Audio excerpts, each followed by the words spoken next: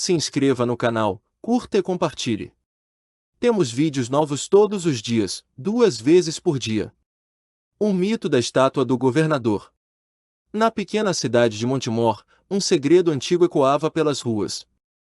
Conta-se que há mais de um século, o governador local encomendou uma estátua em sua própria homenagem, feita de mármore negro e adornada com ouro. No entanto, o escultor, conhecido como Mestre Galvão, escondeu algo sinistro na base da obra. Dizem que ele lançou uma maldição: quem tocasse na estátua em busca de glória seria consumido pela ganância e perderia sua alma. A estátua foi posicionada na praça principal, e desde então, os moradores começaram a notar algo estranho. Nas noites de lua cheia, a figura do governador parecia se mover. Alguns afirmavam que os olhos da estátua brilhavam como brasas, observando tudo ao seu redor. Esse fenômeno trouxe tanto medo quanto fascínio. Durante anos, ninguém ousava se aproximar da estátua depois do pôr do sol. Os mais corajosos contavam histórias de sombras que se desprendiam da figura esculpida e vagavam pela cidade. Alguns desaparecimentos misteriosos foram atribuídos à presença da estátua, tornando-a uma verdadeira lenda local. Entre os moradores, havia um grupo de jovens que não acreditava nas histórias. Eduardo, Miguel e Clara eram amigos inseparáveis e estavam decididos a desvendar o mistério. Eles viam na estátua uma chance de provar que tudo não passava de uma superstição boba. Certa noite, motivados pela curiosidade e pelo desejo de desafiar o medo coletivo, os três se reuniram na praça. O relógio da igreja marcava meia-noite quando Eduardo tocou na base da estátua. Nada aconteceu. Riram da própria ousadia e decidiram voltar para casa. No entanto, ao se despedirem, perceberam algo assustador. As luzes da praça piscaram, e um som metálico ecoou. Quando olharam para a estátua novamente, parecia que o rosto do governador havia mudado de expressão. Agora, ele sorria. Assustados, correram para suas casas, tentando esquecer o que haviam visto. Mas a imagem daquele sorriso ficou gravada em suas mentes, como se a estátua tivesse tomado consciência da presença deles. Na manhã seguinte, ao contar o ocorrido, ninguém acreditou. Mas algo mudou na cidade. O mito da estátua do governador não era apenas uma história de terror contada para assustar crianças. Talvez houvesse mais verdade na lenda do que eles imaginavam. Na noite seguinte ao estranho acontecimento, Eduardo foi o primeiro a notar que algo estava diferente. Ao olhar pela janela de seu quarto, viu uma sombra passar lentamente pela rua. A princípio, pensou ser apenas um transeunte, mas a forma e o ritmo eram anormais. Não havia passos, apenas o som do vento e um leve arrastar de pedra. Assustado, chamou Miguel e Clara para contar o que tinha visto. Eles riram, tentando acalmá-lo. Deve ser sua imaginação, Eduardo. Estamos deixando as histórias nos afetarem demais, disse Clara. Mas Eduardo não estava convencido.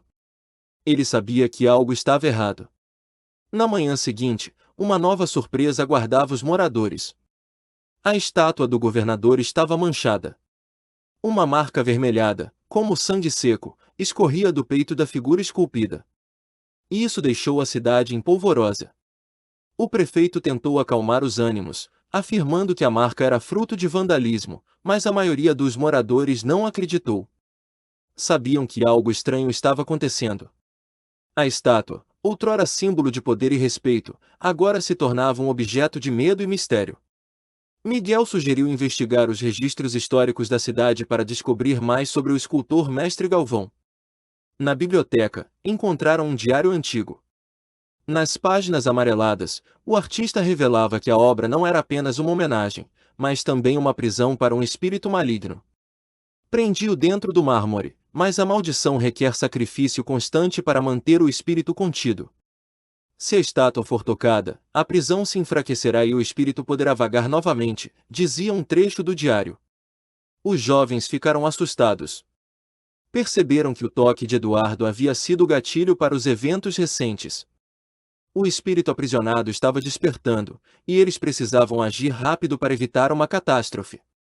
No entanto, à medida que continuavam a leitura, descobriram que nem tudo estava perdido. Havia uma maneira de reforçar a prisão espiritual. Mas para isso, teriam que enfrentar o próprio espírito. Na noite seguinte, a tensão na cidade aumentou. As luzes da praça piscavam constantemente, e a estátua do governador parecia ainda mais sinistra. Eduardo, Miguel e Clara sabiam que não podiam esperar. Precisavam realizar o ritual descrito no diário de Mestre Galvão para reforçar a prisão do espírito maligno.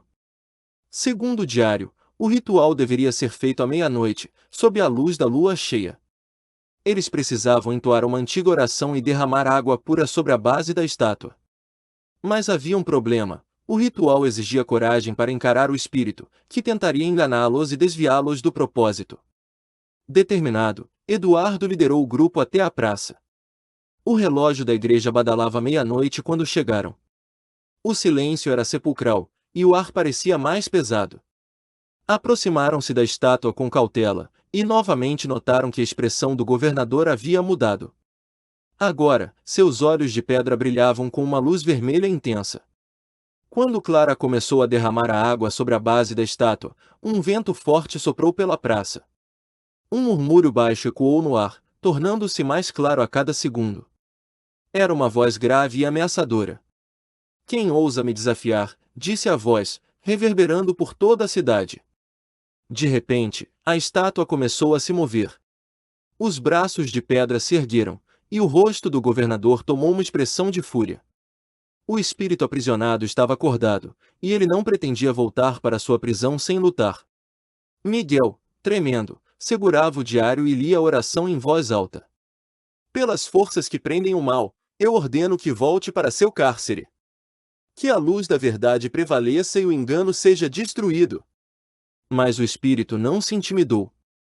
Com um rugido ensurdecedor, ele saltou da base da estátua, assumindo uma forma sombria e colossal. A figura sombria pairava sobre os jovens, como uma tempestade viva. Seus olhos vermelhos queimavam como fogo, e sua voz ecoava em todas as direções. "Vocês são tolos! Nenhum mortal pode me aprisionar novamente." Clara sentiu medo apertar seu coração, mas lembrou-se das palavras finais do diário: "Somente a fé pode selar o mal. Aquele que acreditar sem duvidar será o portador da luz que destruirá a escuridão." Com coragem renovada, ela pegou a jarra de água restante e avançou em direção à criatura sombria. Eduardo e Miguel gritaram para que ela voltasse, mas ela sabia o que precisava fazer. "Eu não temo você. Em nome da luz e da justiça, eu ordeno que volte para sua prisão." Ao lançar a água pura sobre a criatura, um brilho intenso preencheu a praça. O espírito soltou um grito de dor, enquanto sua forma se desmanchava em névoa. A luz da lua cheia intensificou-se, e a estátua do governador começou a se reconstruir. Quando o brilho cessou, a praça voltou ao silêncio. A estátua estava intacta, com a expressão serena do governador. O espírito havia sido aprisionado novamente, e a maldição, quebrada. Os três amigos caíram de joelhos, exaustos, mas aliviados. Sabiam que tinham feito o impossível. O mal estava contido, pelo menos por enquanto. Os dias que se seguiram foram de calma em Montemor. A notícia do que havia acontecido na praça espalhou-se rapidamente, e os moradores passaram a ver Eduardo, Miguel e Clara como heróis. Mas os jovens sabiam que o verdadeiro trabalho estava apenas começando. Eles decidiram que a história do espírito aprisionado não deveria ser esquecida. Reuniram-se com o prefeito e sugeriram que fosse criada uma nova tradição na cidade, a cerimônia da luz. Uma vez por ano, na lua cheia, os moradores se reuniriam na praça para reforçar o ritual de proteção. O prefeito concordou, e a praça principal ganhou um novo monumento ao lado da estátua do governador. Uma placa de bronze foi colocada, com os dizeres: "A luz prevalece sobre a escuridão." Que Montemor jamais se esqueça de sua história. Clara, que demonstrou ser a mais corajosa, foi nomeada a guardiã do diário de Mestre Galvão.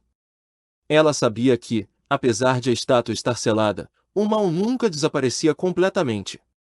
Precisavam estar vigilantes. Os anos passaram, e a lenda da estátua do governador tornou-se uma parte essencial da cultura de Montemor. O que antes era motivo de medo agora era uma lembrança da importância da fé, da coragem e da união. E assim, A estátua do governador permaneceu firme em sua posição, um símbolo de uma cidade que enfrentou a escuridão e triunfou. Mas, nas noites de lua cheia, se você prestar bastante atenção, poderá ouvir um leve sussurro vindo do mármore. Um lembrete de que o mal está sempre à espreita, esperando por uma nova chance de despertar.